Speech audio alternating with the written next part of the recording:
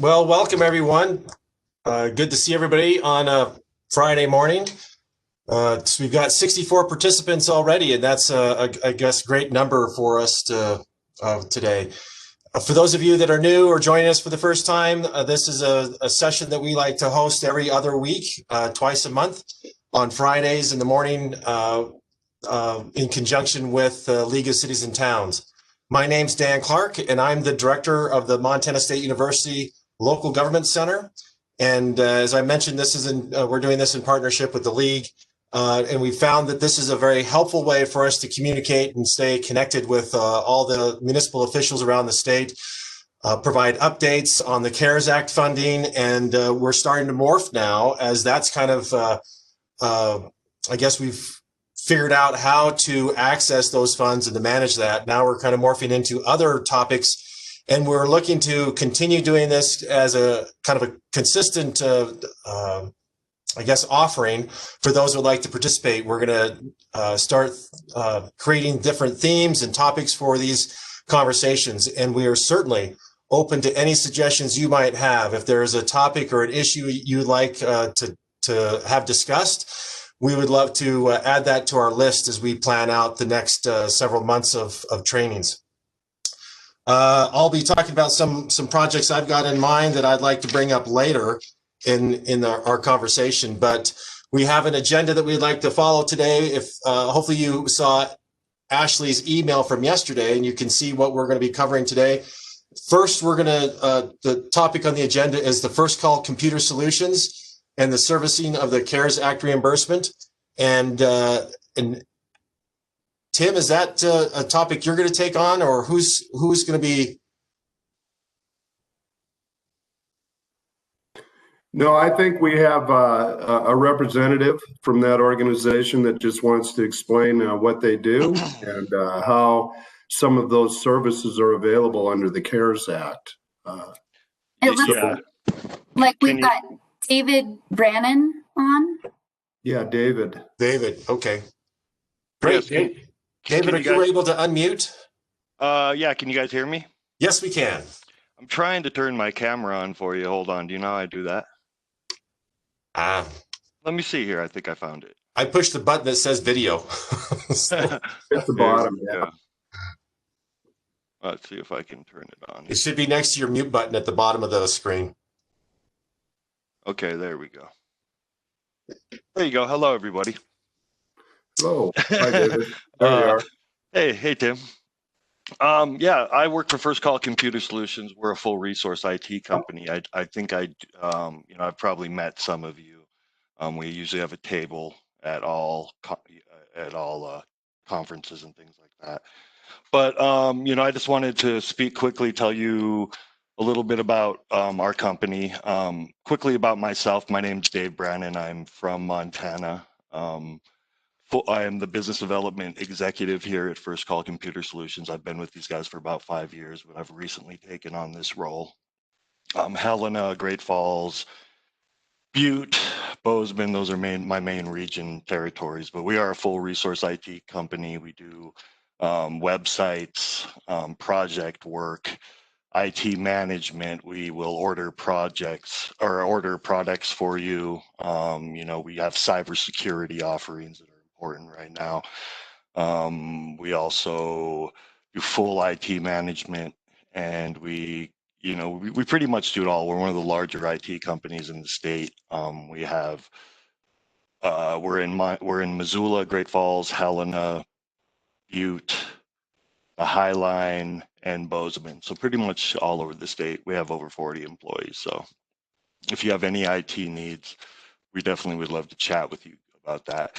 But as for the CARES Act, oh wait, one more thing I wanted to tell you. This is going to date Tim a little bit. I've known Tim since I was about 5 years old. So just wanted to throw that out there. So but yeah, so about the CARES Act, if you guys are interested, I'm sure you guys know a little bit about it. Some of you probably already do, but there's still money available, and it can be used for IT stuff. So, there's a few different qualifications that need to be in place for you to qualify for that money. But mainly it just has to be something that you didn't have on the budget before COVID, and it has to be something related to COVID. For example, IT wise, if you're going to be working remotely, which is a big thing for a lot of people now, and COVID is still an issue, obviously. So working remotely might come back into play. Cybersecurity is an issue, things like that. So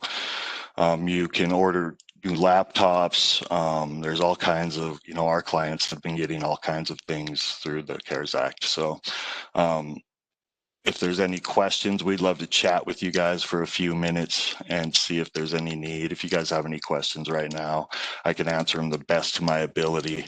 But my CEO is the big expert on the CARES Act and cybersecurity stuff. But that's pretty much all there is that I can really talk about right now. Do you guys have any questions?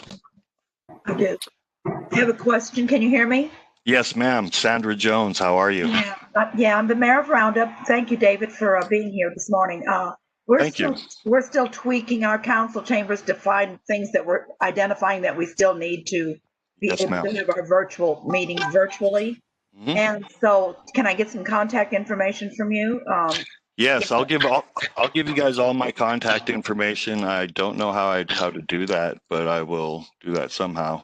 I can just, verbally. Do you want to, David? Yes. Do you want to type it into the chat at the on the right-hand side? You click on the word chat, and it should open up, and you can just type in your contact information. Okay, let me do that then.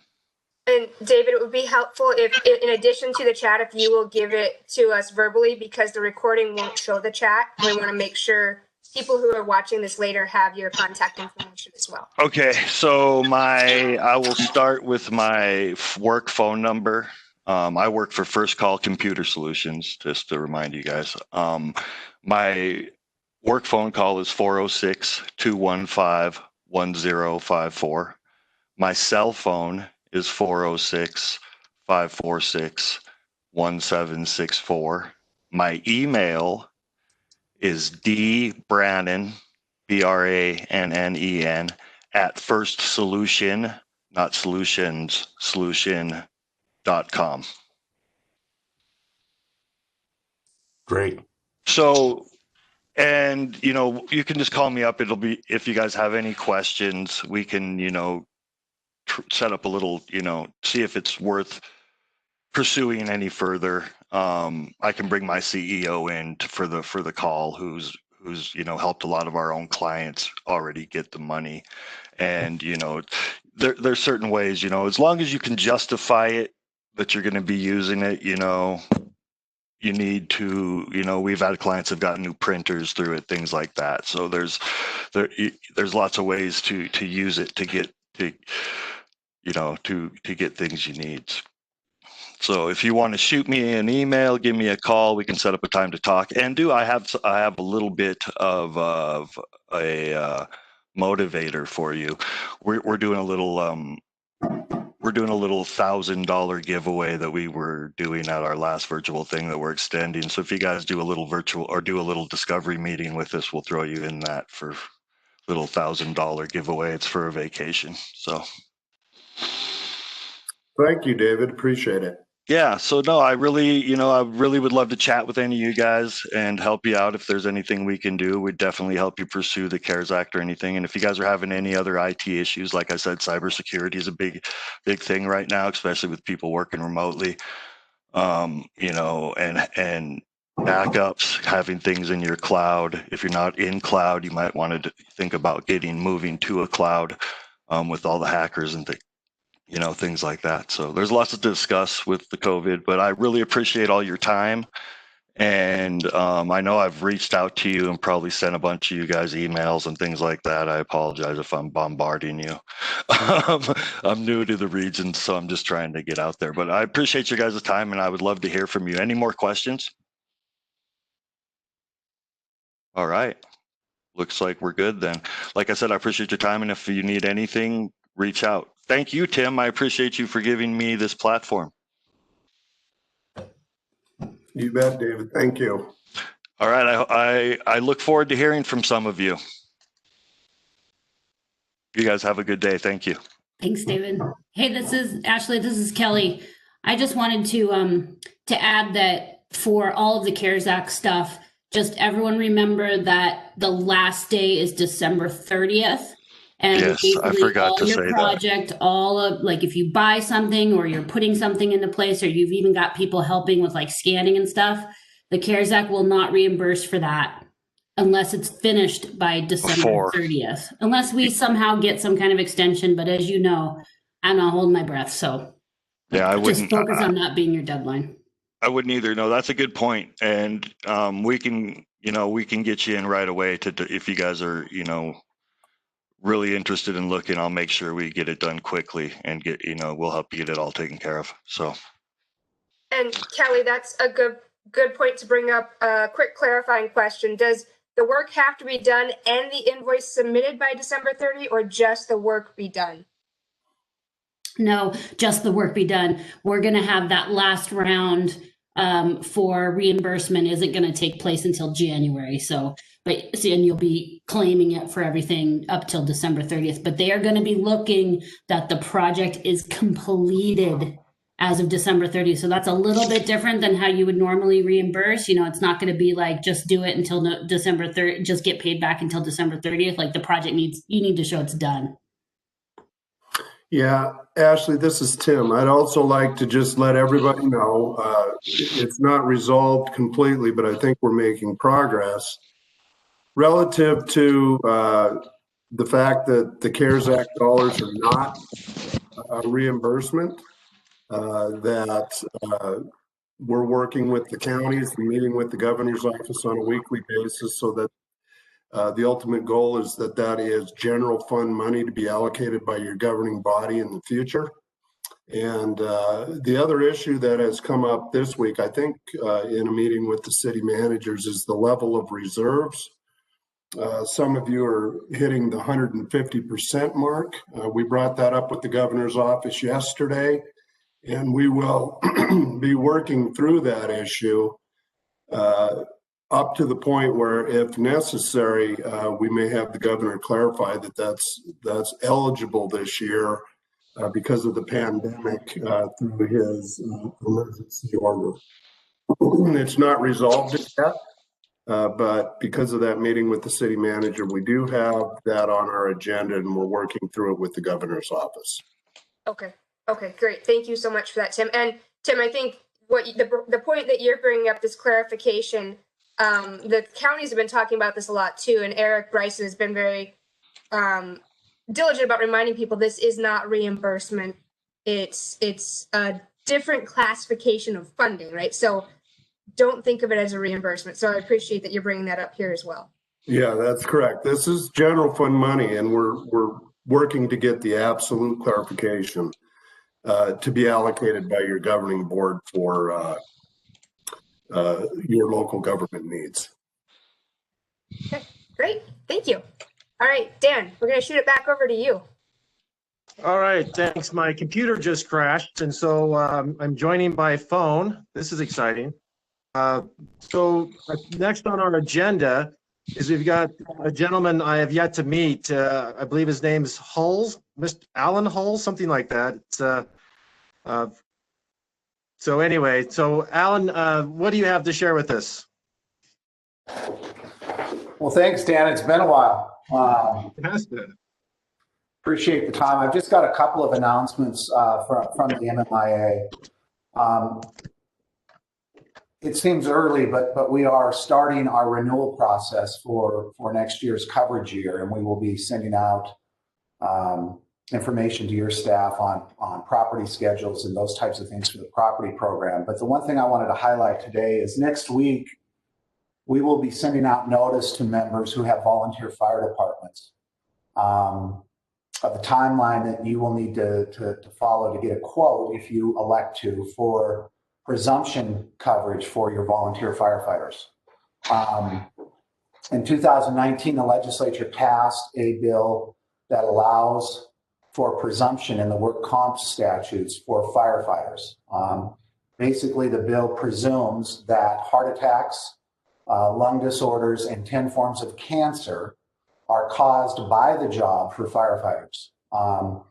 And in the way the bill was structured, it is mandatory for paid professional firefighters, so they get the coverage. It is optional for volunteer firefighters if the employer elects to provide the coverage and the insurer agrees to provide the coverage. The MMI has made the decision that we will provide the coverage if employers want it, but we are going to price for it and charge for it because it is a pretty significant exposure. So in order to get that coverage or to get a quote for that coverage, what we need from those communities of volunteer fire departments is a list of their firefighters. We'll need each firefighter to fill out an application. And the application basically is collecting demographic data so that our actuary can use that to price the exposure. Things like age, sex, we'll be looking for concurrent employment wage information because that is something we would have to pay if a volunteer firefighter were injured or contracted the disease. We will take that information, price it, and then provide a quote to those cities, and they can elect to either purchase that coverage for their volunteers or not. It's pricey. I mean, it's not inexpensive. I think last year, the cost for providing presumption coverage for volunteers was $191 per firefighter per year. That compares to normal cost of insuring a volunteer firefighter for just work comp of about $40 to $50 per firefighter per year. So it is pricey, but it is optional for you, and I just wanted you to all be aware of that, and you should be getting notice. What we'll do is send out the notice next week. We'll ask for those people that want a quote to respond to us by the 15th of November with a list of their volunteer firefighters. We'll need applications from each firefighter by January 15th, and then we will provide pricing in the March-April timeframe, and you can elect to either purchase that or decline it. So that's coming out. Another issue I wanted to highlight is last year about the time of the LEAP conference, we rolled out a new risk management initiative for child abuse prevention in municipal operations. We have partnered with a company called Presidium. They specialize in providing risk management tools for public entities to minimize the exposure to child abuse in their operations. We were just getting momentum with that when COVID hit, and so it's kind of been put on the back burner for the last several months, but we are rolling that out again. We had a webinar yesterday. I think Brittany told me we had about 60 people on that webinar. What Presidium does is provide online tools for your folks to use in your operations, assessment tools to determine kind of where your weaknesses might fall, and then training in other tools to shore up those weaknesses. And again, the goal is to try to minimize the exposure to those types of risks. This type of risk is real low frequency. We don't see a lot of it, but it's very high severity. When it happens, it's going to be expensive, millions of dollars expensive. And so, and aside from the dollar cost, I mean, obviously there's reputational risk, there's credibility risk that your operations would suffer through. So these are very dynamic tools. The webinar was recorded yesterday. It will be on our website. I don't believe it's out there now, but if you didn't make it, if you didn't have staff attend that webinar, you will be able to look at it again, and you can certainly call myself or Brittany Loffrey with our operation if you want additional information. One other initiative that we're rolling out, it's a pilot program. We are partnering with a company called Lexipol. They provide law enforcement policies and training. It's state-of-the-art stuff. They are updated continually. We have budgeted money. We are going to do a pilot with 6 entities between now and the end of this fiscal year, June 30. The goal is to kind of roll this out, get it into 6 departments, measure it, assess it, and determine whether or not it's worthwhile continuing and expanding going forward. The 6 entities that we chose to pilot with were entities that we're already talking with or working with Lexipol. but we're going to pay the cost of the product. The 6 entities will have to provide us with specific feedback, and then the MMI board will make a decision for next budget year as to whether we want to expand that or not. So that's pretty exciting. I think in this day and age, with all the civil unrest and all the conversation going on about changing the way we police our communities, having a state-of-the-art policy program and training is something that will be beneficial. We've also applied for a grant. We don't know the outcome of that yet, but the grant would be to provide train the trainer program here in Montana for police officer resiliency, dealing with the day-to-day stressors of the job and how to effectively do that. And so we're anxiously awaiting the outcome of that grant application. And then lastly, we're open for business. We're doing claims. We're doing what we normally do. We're doing it a little bit differently. We certainly aren't out on the road, which I miss very much, but we are doing a lot of virtual training, a lot of virtual meetings. So if you folks have need in your operations, whether it's safety training, whether it's general risk management training, whatever, please reach out to us and we'll find a way to get that delivered to you. And I think that's all I had, Dan. Alan, I had a question come in for you. Sure. What would you recommend, or when would you recommend a municipality contact the MMIA if they are looking to join the health insurance pools offered by the MMIA? Call us anytime. Call us now. Certainly, we're coming into a new policy here. We're 6 months out, but depending upon what your operation looks like, that takes time. So I would say if you're thinking about it, want some pricing, want some details on benefits offered and those types of things, either call me, 1-800-635-3089, or Amanda Clark, who's our employee benefits manager. Same number. Thank you. You bet. Are there any other questions for Alan?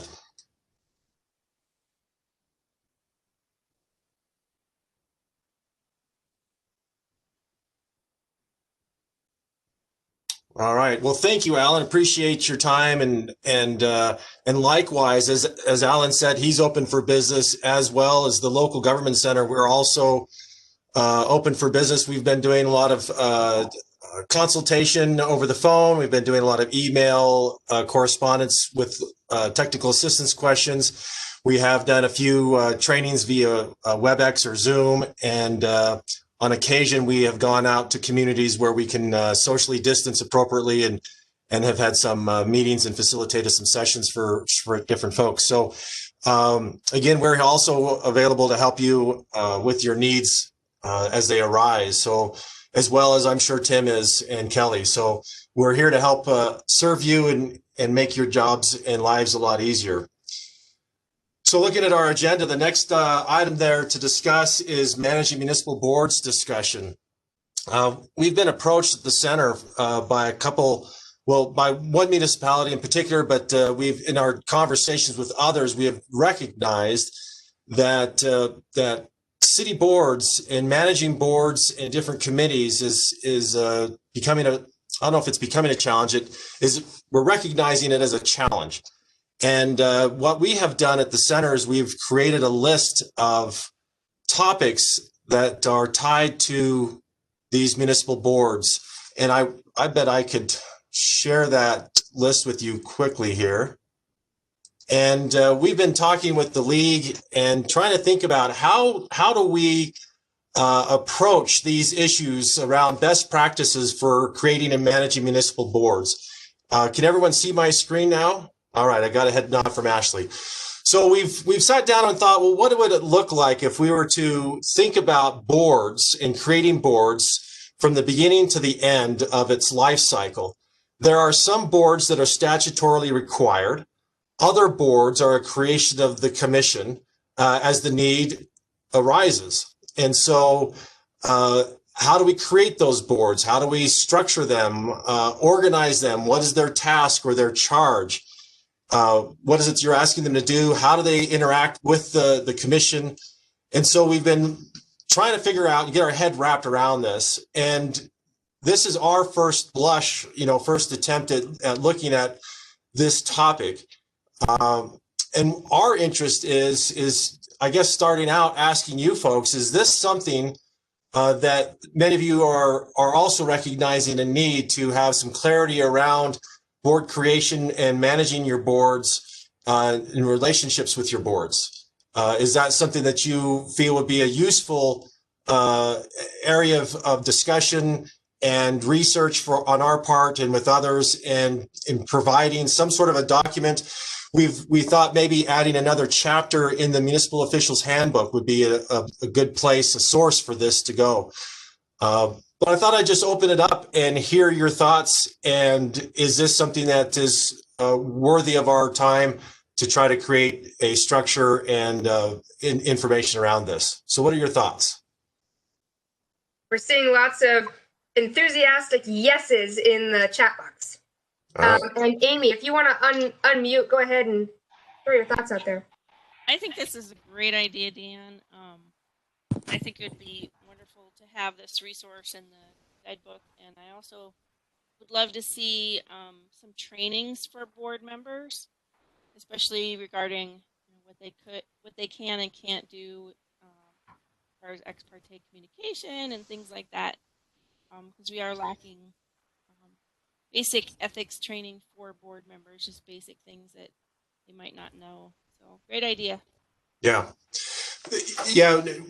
With the counties, special districts in the counties, we've been doing a lot of board trainings for them for years, and we're starting to think that there's a great need within the municipalities to do that as well.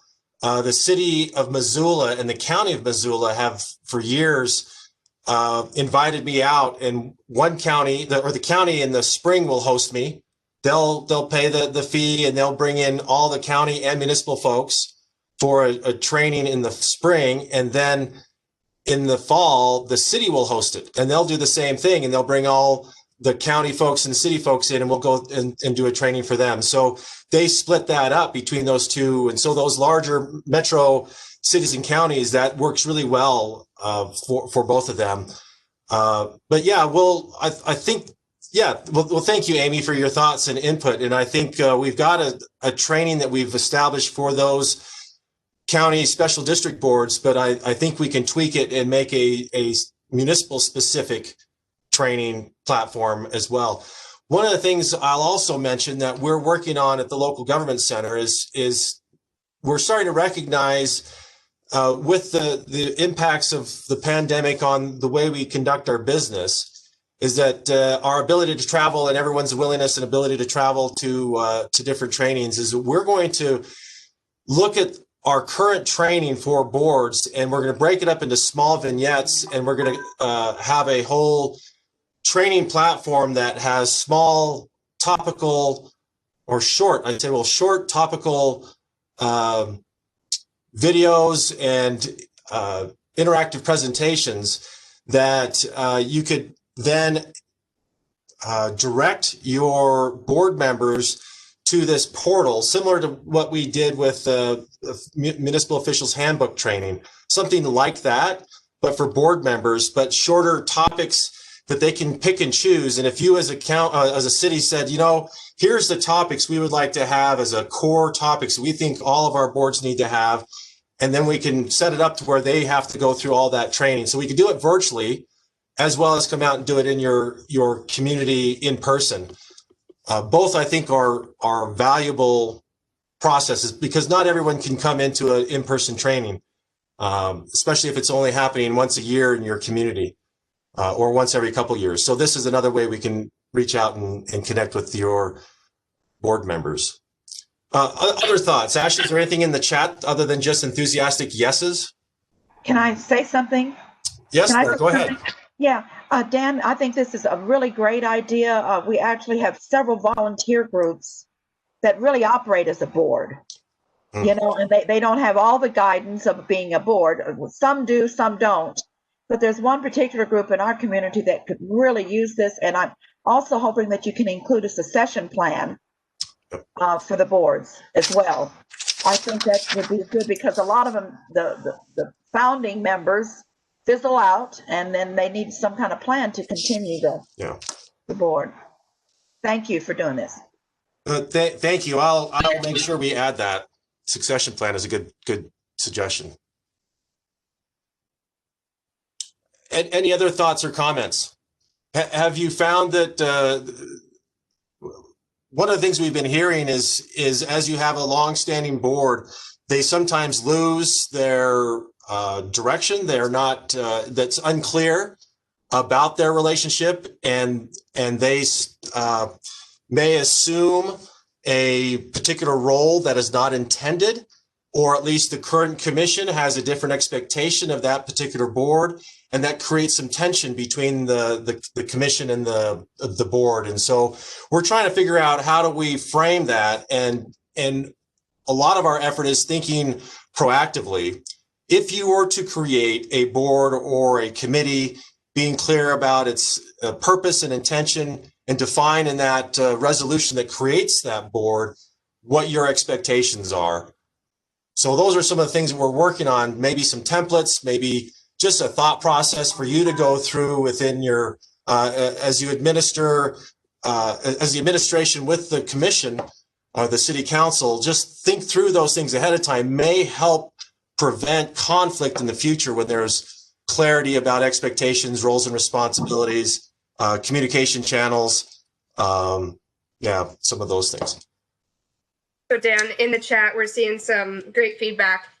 Tammy says, I think it'd be a great idea for virtual trainings as it's hard to get everyone to go to a training in person. Yeah. And that's kind of what Dan and I are seeing in this, is that there's a great need for training, but we recognize that you're not going to be able to send all of your volunteer boards necessarily to a all call, or even maybe some people can't do what Missoula is doing.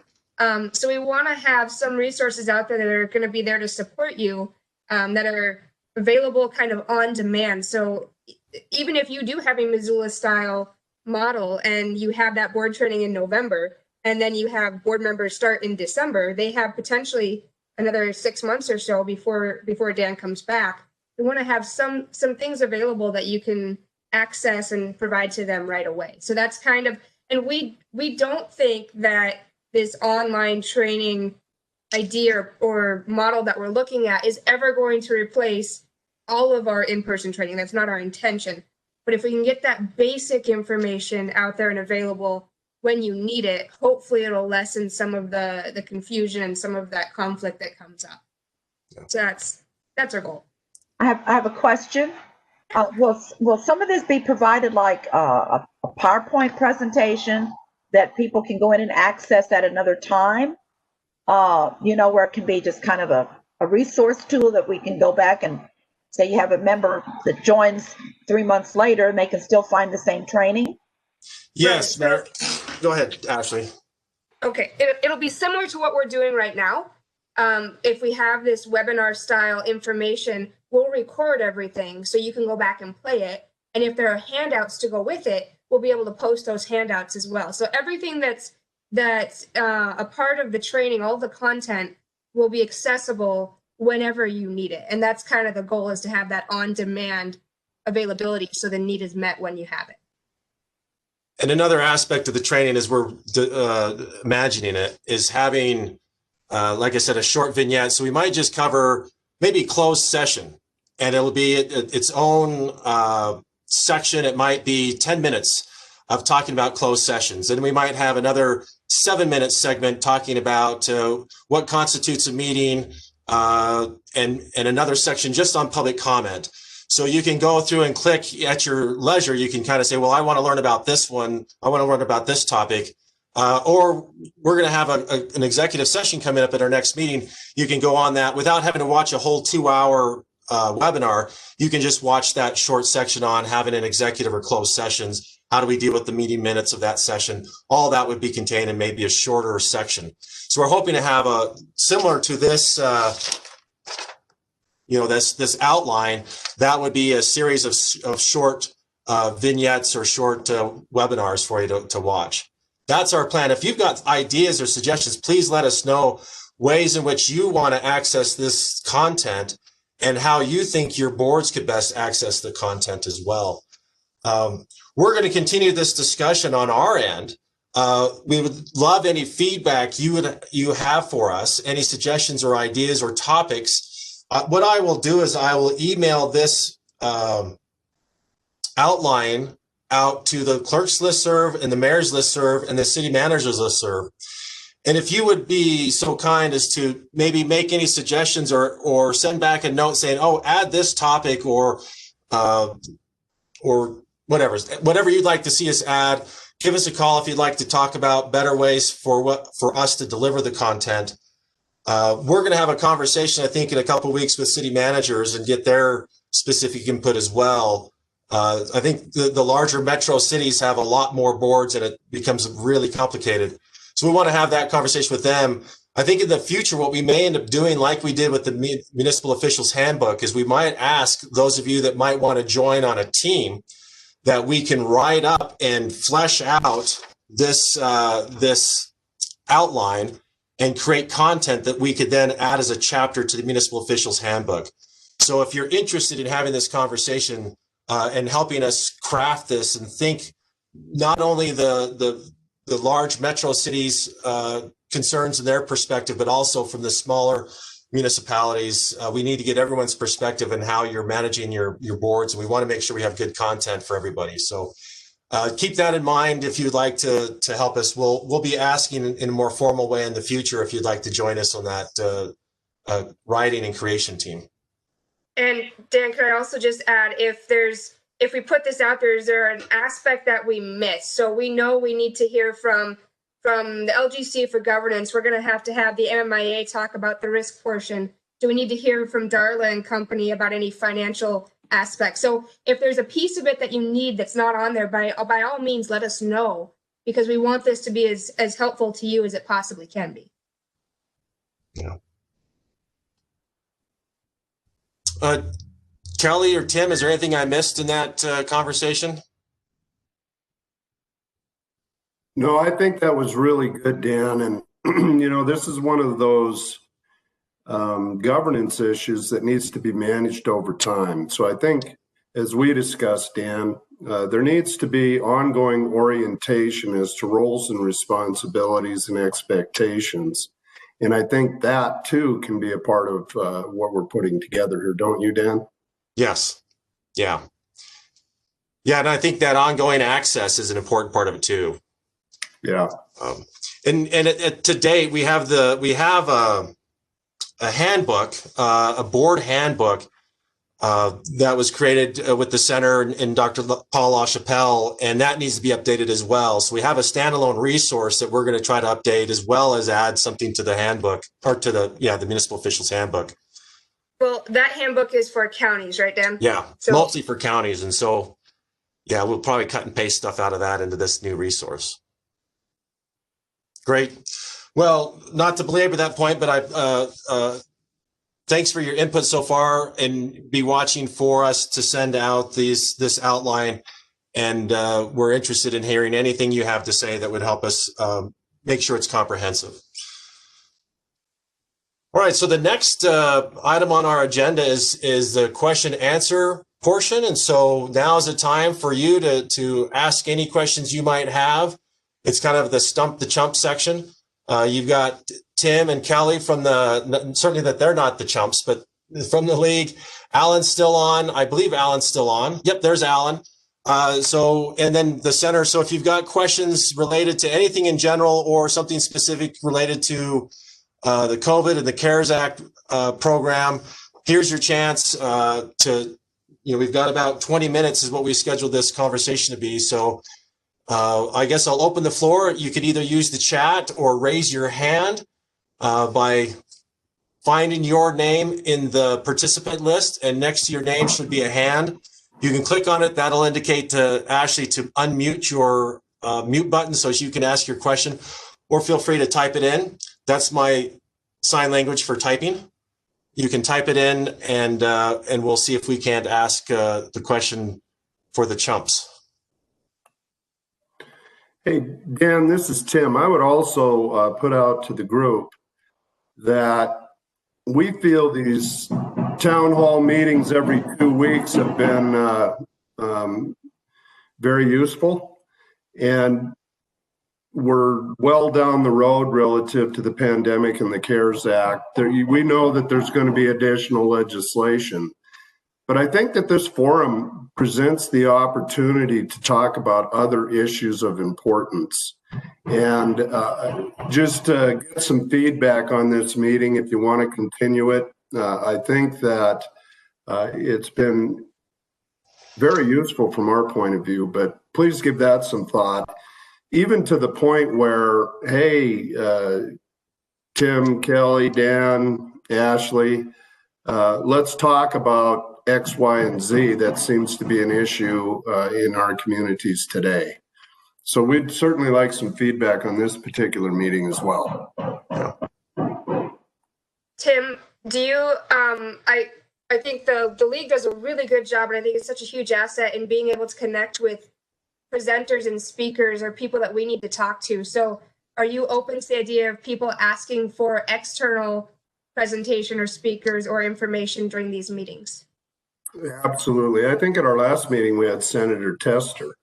You know, there's always water issues. Do we need the director of DEQ? Do we need the budget director? You know, and it can be with whatever we're dealing with at the time. But I think your feedback would help us add value to these meetings every other week as well. Alan, we have a question in the chat. How long will the MMIA website be down?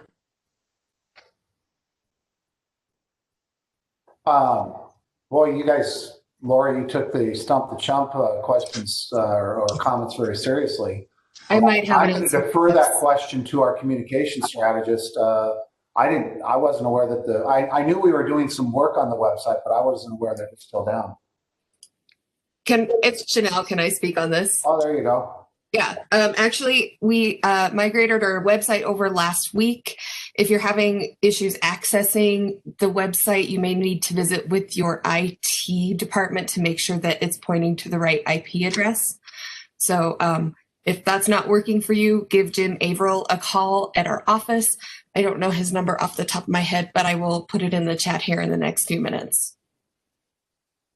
You can just call 1-800-635-3089 and ask for Jim. Well, there you go. Great, thank you guys. Oh, we have more questions come in. Great. FMLA is not relevant to employers with less than 50 employees. How does it work with the Families First? Are employers with less than 50 employees required to give 2 weeks paid leave for COVID-related reasons?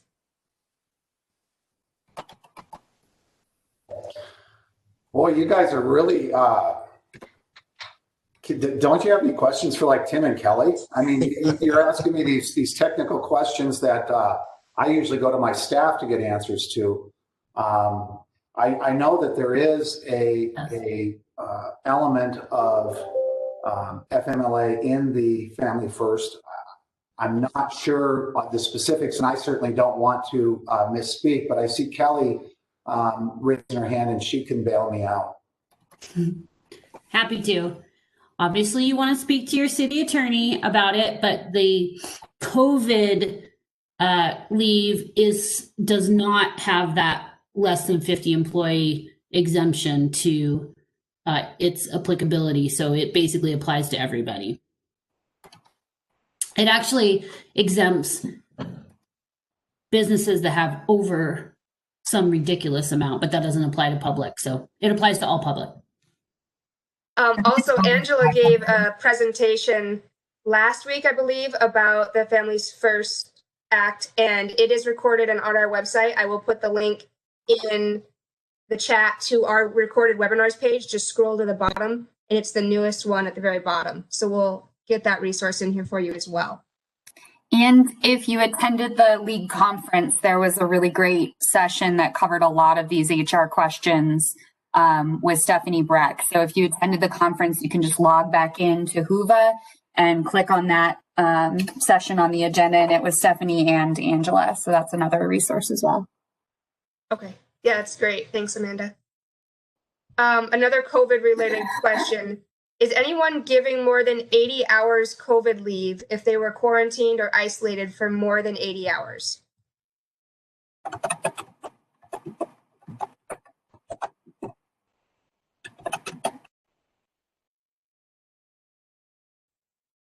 Kelly or Tim, do you guys have any thoughts on that one?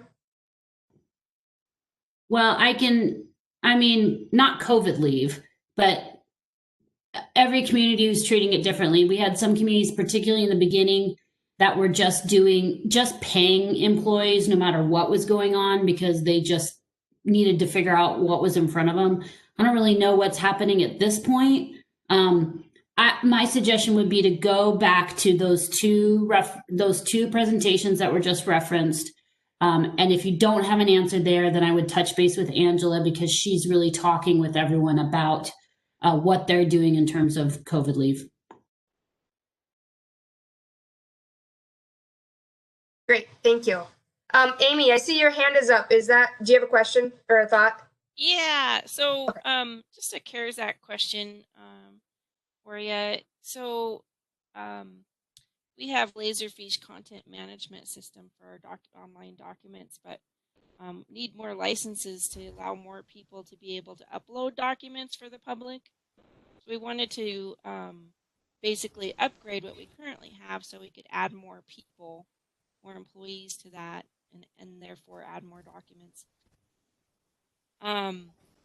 Unfortunately, our IT person is crazy busy and not sure she could get it installed by December 30th, but she would have to, right? In order for that to be reimbursable. Yes. Yeah. And this sounds like an eligible activity. Ashley, if you'd write up a paragraph or two, we can direct it over to local government services in the governor's office and perhaps get pre-approval. But the December 30th deadline is critical. Okay, and we were planning on writing up a paragraph or two about why it relates to the CARES Act funding, and then send the quote. Have our finance person send that quote with that explanation. Yeah, and I think if you go directly to Cheryl Gray at Local Government Services, that would expedite it. But would you copy us as well? Okay, will do. Thank you. You bet. Here's some good questions this morning. What else do we have? Let me scroll down here. Oh, Janelle just put in the chat box, if you're experiencing issues accessing the MMIA website, check that out. She's got some info in there for you. And if not, go ahead and give them a call. Looks like they'd be happy to figure out what's going on, because we definitely want to make sure you have access to all of that information.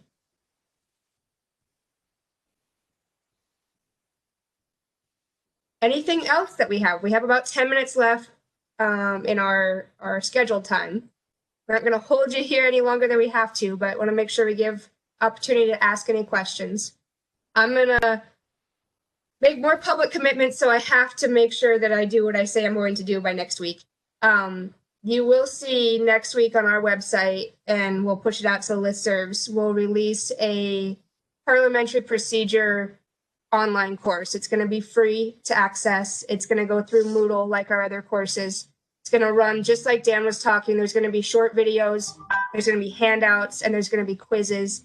If you do all 6 units, you will get a certificate of completion to show that you've done a 2-hour parliamentary procedure introductory course, and it's specifically geared towards public officials in Montana. So it talks about why we use parliamentary procedure, some open meetings laws and public participation kind of context, and then some very basic motions and functions. And we'll talk a little bit about how we elect officers, which ones have which roles, what that means, how agendas work. So there's going to be some very basic information in there for people who have not had a whole lot of experience or don't feel comfortable with meeting management and parliamentary procedure. So this is my verbal commitment to all 66 of you, plus whoever watches this on recording. So I will make sure I do this by next week. And Dan's laughing at me because this has been a fight for several months to try to make this a priority and not the other fires that come up. So.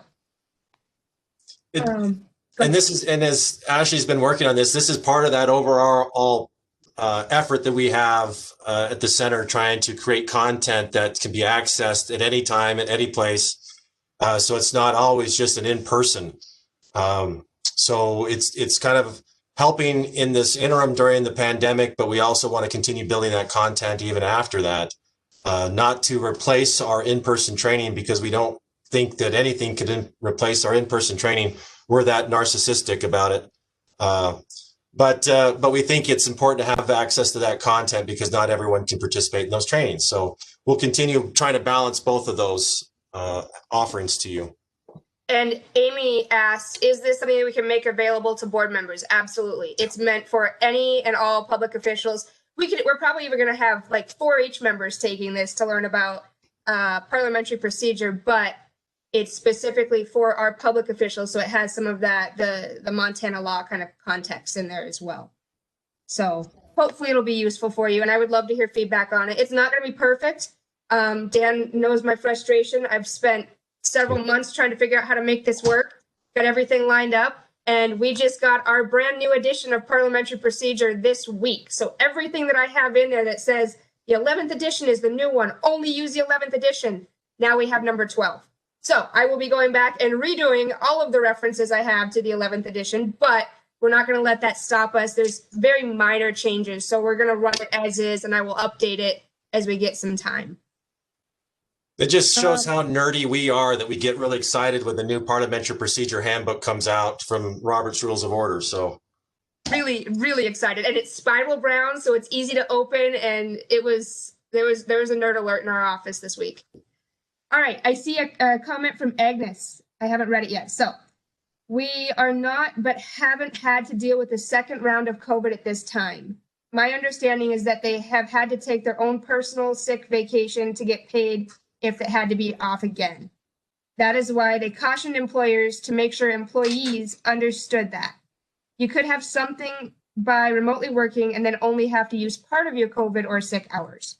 So I think that relates back to that. Has anybody given 80 hours or more, or had 80 hours or more of COVID leave? So thanks for that, Agnes. And Amy says, we love seeing you in person, but we love the options. To our own, I guess, self-detriment, we don't want to do anything that means that we don't get to come see you guys in person when we can travel again. But we do want to make sure that we're providing resources for everybody across the state. We don't want people to be priced out, timed out, geographically excluded from our services. So let us know what you need. We're looking for ideas for how we can be helpful in this education kind of way. So let us know. We did decide, though, that the wildlife of Montana needed to get noticed when Dan Clark gets on the road. Dan had a couple of run-ins last year.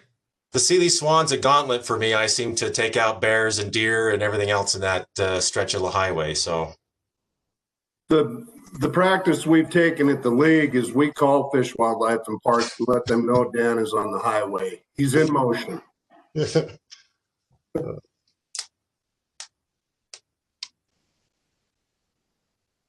All right. Any other questions, thoughts, or comments about anything we've covered or anything else you would like either the LGC, the MMIA, or the Montana League to know about?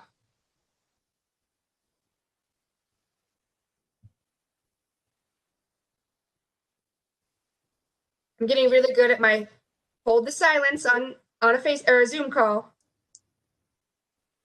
All right. Well, I'm not hearing anything, seeing anything. So Dan, do you want to send us off? Yeah, I think as I've been thinking about how to engage you around some of these issues, like topics to talk about on these conference calls, and ideas for the board training, the new chapter for the handbook and this outline. I think what we'll do is we'll create a survey that we'll send out. That way you can go in there and respond within this survey. We'll send the material out along with the survey link. You can read the outline, respond to the survey. We can manage the content a lot easier, and it'll give you a chance to write in different topics and ideas you'd like to see. So watch for that. We'll try to get that pulled together sometime next week. I think we've got the time to get that put together and sent out to you. So when you receive it, please access the survey, respond to it. That'll help us as we plan these sessions into the future. So with that, that's all I have. Tim or Kelly, you have anything else you want to add before we sign off, or Alan? No, just thank you, everybody. And if any issues come up, please just email Kelly or I or Ashley, and we'll make sure that we put that on our next meeting's agenda. Yeah. Great. Yep. Well, anything, Alan? You're good? Nope, I'm good. Okay. Well, thank you, everyone. We appreciate your participation. We hope it's been valuable, and stay safe. We'll see you next 2 weeks from now.